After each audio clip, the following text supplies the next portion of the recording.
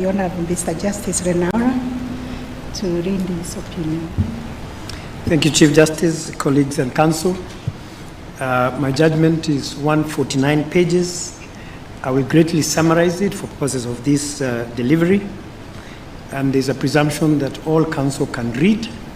So please do read it, because other teachers of law tell me that counsel hardly read judgments these days. Please try and read these ones. 2, I have read the judgment of the Chief Justice and President of this court, and I will adapt it for purpose of my judgment. I also agree with their reasoning and findings, save where I shall express myself to the contrary. In that context, when the Kenyan people gave themselves the Constitution 2010, it was a matter of public knowledge that certain parts of it would require amendments at some point in the future. There was, however, no agreement as to what these parts were, and it was left to a political class to raise a number of issues over the years that debatably required amendment. Third Way Alliance, for example, initiated the Punguza Mizigo, Lighten the Burden initiative at a referendum on a number of issues. That initiative failed. I have therefore taken into account the pleadings, the submissions, and my opinion on each issue is summarized as follows. On issue number 1, I delved into the history, the genesis and history of the basic structure doctrine. Like my colleagues before me, I looked at Kesavananda at length and the history of Kesavananda and the findings in Kesavananda. I also delved in the history of Article 257 on amendments through a popular initiative as opposed to legislative amendment under Article 256. I specifically looked through the CKRC reports, and in the final report, I reproduced sections, page 75, where the Commission said this: a distinction should be made between entrenched and non-entrenched provisions of the Constitution, with a stringent mechanism being set up for amending the former entrenched provisions, which should include supremacy of the Constitution, the Bill of Rights, land, the judiciary, security, finance, and the system of government. The final report then came up with the following recommendations. I'll only pick on 2. Recommendation number A: the new Constitution should have some entrenched provisions, for example, human rights, that Parliament does not have power to amend. And Roman D2, the entrenched provisions should include the procedure on amending the Constitution itself, the provisions establishing the Republic of Kenya, the provisions of sovereignty of the people, the provisions on supremacy of the Constitution, the Bill of Rights, the separation of powers, provisions in existence and powers of independent commissions and bodies. Those proposals by CKRC are important because, like Professor Migai Akech, amicus curiae, I have said that the above recommendations are what morphed into Chapter 16 of the 2010 Constitution, and by those provisions, the people attained the right balance between constitutional flexibility and rigidity, and provided sufficient and strong safeguards against the culture of hyper-amendability that characterized the Independence Constitution. Chapter 19, in fact, of the Boas draft and Chapter 19 of the Wako draft are also identical as to what's contained in Chapter 16 of the Constitution today. History has shown us that the people did not intend to immunize the 2010 Constitution. To the contrary, they envisioned that they could amend the provisions of that Constitution through exercise of secondary constituent power, provided that the amendment procedure under Chapter 16 is strictly observed. If the people wanted to entrench provisions other than those set out under Article 255(1), or to immunize any of the provisions of the Constitution, they would have done so expressly. It is therefore correct to say that courts should not, by judicial craft or innovation, impose hurdles to prevent the people from amending the Constitution, provided that procedural requirements under Chapter 16 are complied with. In my judgment, I made reference to my own decision in Commission for the Implementation of the Constitution versus the National Assembly of Kenya and 2 others. I had counsel in this court say that that was the introduction of the basic structure doctrine by courts in Kenya. That is not anything near the truth. That judgment was addressing amendments by Parliament to Article 260 of the Constitution in order to remove the office of members of parliament, members of county assemblies, judges and magistrates from the list of designated officers under that article. The dispute, much like a Savananda, related to the amendment power donated to parliament.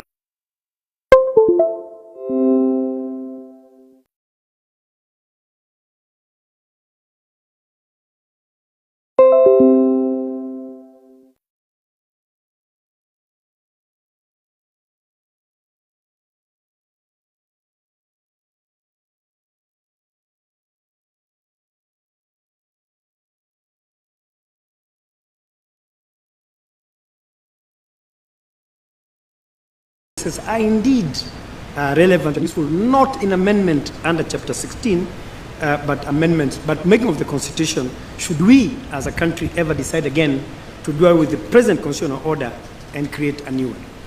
And therefore, in summary, on issue number 1, my finding is that the basic structure doctrine does not apply in Kenya in the manner suggested by the first, the fifth respondents, and that the 4 sequential steps set out by the High Court and the majority of the Court of Appeal only apply when a new constitution is being made and not in any amendment process under Article 257.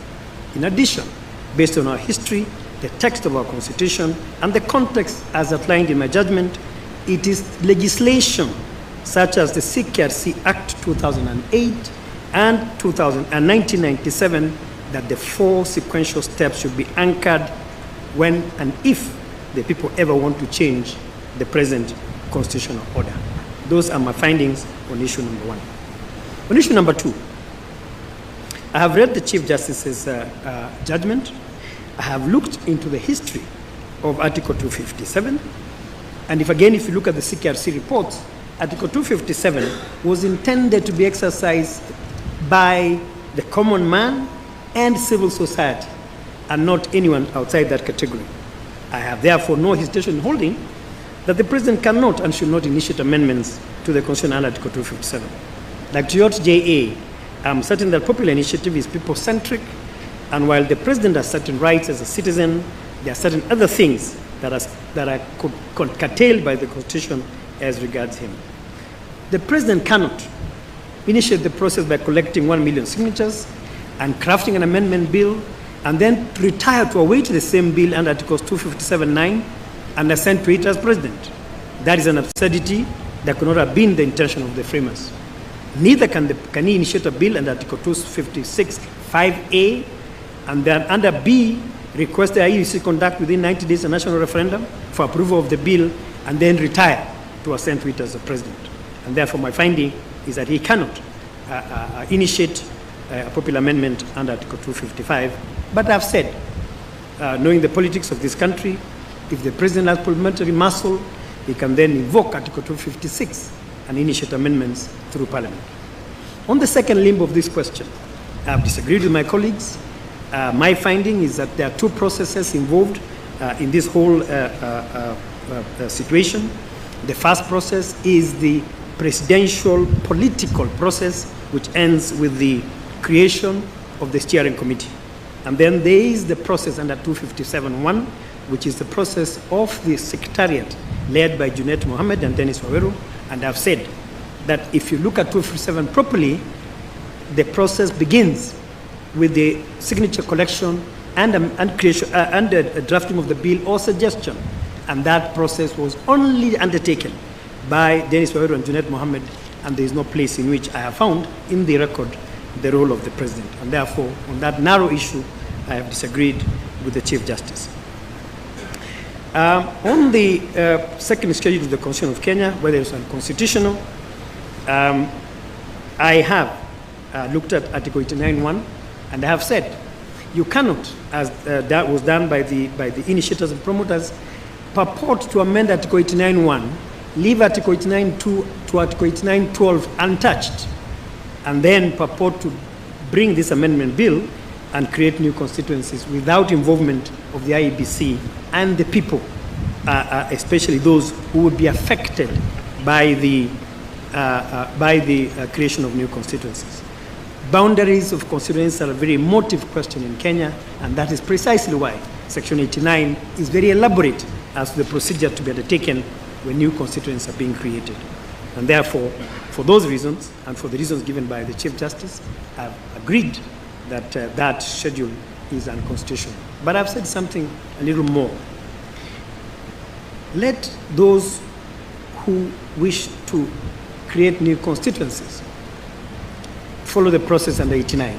Do not ignore IEBC, don't ignore the people, and if you wish to start the process within Section 89, Article 89, you are permitted to do that, but do not go outside the remit and permits of Article 89. That takes me to issue number 4, proceedings against the President. I agree with the Chief Justice on this question, and I've also addressed the remedy of impeachment of the President should there be a violation of the Constitution. I've also addressed my judgment in the High Court in the Isaac Aluochir case on representation of the President by the Attorney General when the President is sued in his personal name.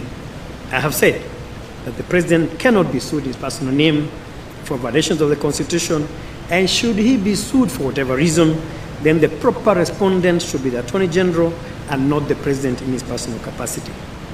I had lawyers for the President pray for costs in favor of the President for having been properly sued in his private capacity in this case. While I agree with them that such an order would have been efficacious, in fact, the nature of this particular litigation being in the public interest, I would not grant the President orders of costs, despite my findings in his favor. On issue number 5, public participation by the IEBC and the initiators and promoters of the bill, I have looked at the BAT case, a recent decision of this court. I've also looked at Justice Pauline Nyamoya's judgment in Republic versus County Assembly of Kirinyaga, and I've agreed with the judge that in processes under 257, there are certain rules attributed both to IEBC and to the initiators and promoters. Looking at the stage at which the IEBC was stopped, or the whole process was stopped, it is very difficult for me to say that public participation was not sufficient. In fact, the two most important public participation elements in a popular initiative are voter education by IEBC and popularization of the bill by the promoters. None of these processes had been reached by the time the High Court stopped the process. A last issue on this point is this. Gatembu, Kairu, and Tuyot raised a fundamental question. Why are we as a country still struggling with lack of a legal framework to govern processes under Article 257? There is no law on collection of signatures. There is no law verification of those signatures. There is no law on how county assemblies should pass the amendment bill, the processes by Parliament despite the standing orders, the receipt of the bill by the President, transmission of the bill to the President, the referendum. I have said it is about time to avoid the confusion that I'll address shortly as address issue number 6 and 7, that we need a law. And so I agree with Justice Tuyot and Justice Kairu that this law is absolutely necessary. And therefore, the second schedule, in my mind, is an exception. The public participation processes were properly undertaken, save for the second schedule, where I have said that it's unconstitutional for the reasons that I've given. Articles 88 and 250 with regard to composition and quorum of the IEBC. I have looked in my judgment at the Katiba case by Chacha Mwita J. I have looked at the Isaiah Biwott case by Frida Okwan J. I have looked at Article 250, sub-Article 1. I have taken into account the very lucid submissions by Esther Angawa regarding Article 88.5, and I have said that, to my mind, looking at the law as I understand it, IEBC was correct at all material times, its processes were lawful, and therefore a contrary finding would, in my view, be in error. There was a second issue raised by Ms. Kituku regarding nullification of the laws. Well argued as the point was, and lucid as arguments were, I've declined the invitation to address that question, because once I've found IEBC correct, other matters are irrelevant. The last issue is issue number 7, on the proposals, whether proposed amendments should be submitted as separate and distinct referendum questions.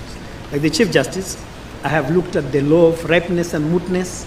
I have looked at the law on justiciability, and I have come to the firm conclusion, like Justice Tuyot, that this question was premature. IEBC had not had the opportunity to exercise its mandate as the body to conduct the referendum, to draft the question or questions, and I've said only this as regards that mandate. Section 49 of the Elections Act and Article 257 do not sit well together. And I've asked IEBC to, as they reconsider this question, to look at Section 49 of the Act and Article 257, harmonize the language. I've shown why, in my judgment, why there's a problem with that issue. And only then would any party with a dispute go to court once the IEBC has determined the matter within its mandate. Once courts start taking off the mandate of independent commissions, we shall walk into a minefield.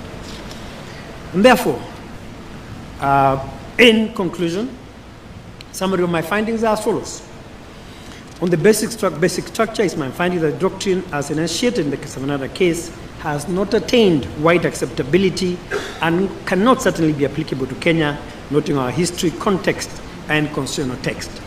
The 4 sequential steps identified by the High Court as necessary in an amendment process are also not applicable, save in the creation of a new constitutional order, which is not the case in this dispute. Number 2, on whether the President can initiate a popular initiative to amend the Constitution Article 257, it is my finding that he cannot, but I've said also that in this particular dispute, he did not. On whether the second schedule of the Constitution is unconstitutional and purported to limit boundaries without the input of IEBC, without amending Article 89, 1 to 12, without involving affected persons and the public at large, I've held that is indeed unconstitutional. Can civil proceedings be instituted against the President during the term of office? I've said no. And should he be sued, then the proceedings should be against the Attorney General, and any remedy for a suit directly against the President should lie in costs awardable to the President. On public participation, at the time the High Court stopped the process, I cannot find reason to fault either IEBC or the initiators and promoters, with the exception of the second schedule, which I found to be unconstitutional for inter alia lack of public participation. On the quorum of IEBC at all material times, I find that IEBC was correct and all its undertakings were lawful. On the question whether a referendum, single multiple questions should put the people by IEBC, I find the matter was premature and was not ripe for determination. On costs, the public interest exhibited in this matter will lead me to the conclusion that each party should bear its cost. My reasons in detail are contained in my judgment, which you shall get copies of. I thank you, Chief Justice. I thank you, Counsel. Thank you, Honorable Mr. Justice Lenaola, for rendering your opinion. I will now call upon Lady Justice Jokindongo to deliver her opinion. Thank you very much, Chief Justice. I will proceed to summarize my judgment. On some issues I will be brief, others I will interrogate them a little bit more. Issue number 1, is the basic structure doctrine applicable in Kenya? In order to determine whether the basic structure doctrine is applicable in Kenya, there is need to define the term doctrine under international law and establish whether the basic structure doctrine is indeed such a doctrine and if it is applicable here. I recognize that there are differing opinions on the definition of a legal doctrine, but to my mind, the basic structure doctrine as presented by the parties to us is a judge-made law emanating from the municipal court, which is the Supreme Court in India, in the Kesavananda case. That basic structure doctrine has been upheld and relied on in subsequent decisions in India, and I note that there are few jurisdictions around the world where basic structure doctrine has been applied, while in others it has been rejected. It is my considered view that the basic structure doctrine as presented by the parties does not constitute a widely adhered to a legal doctrine. It is my observation that the basic structure doctrine has been both applied and rejected.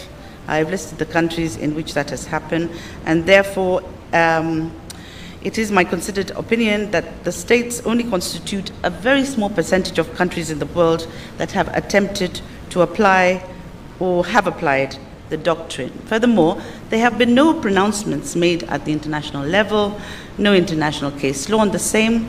The only available cases are from domestic courts at national jurisdiction, and therefore it cannot be said that the basic structure doctrine has attained the status of a general principle